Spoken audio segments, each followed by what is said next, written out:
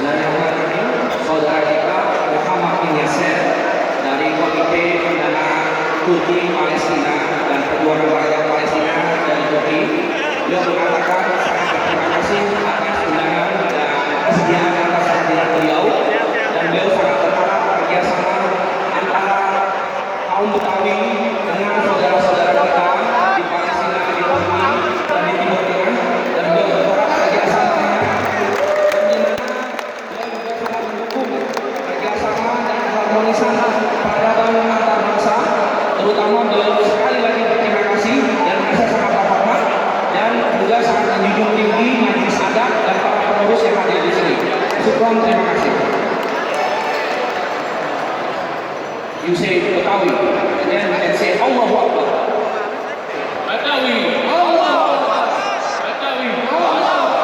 Betawi, Allah. Terima kasih. Terima kasih.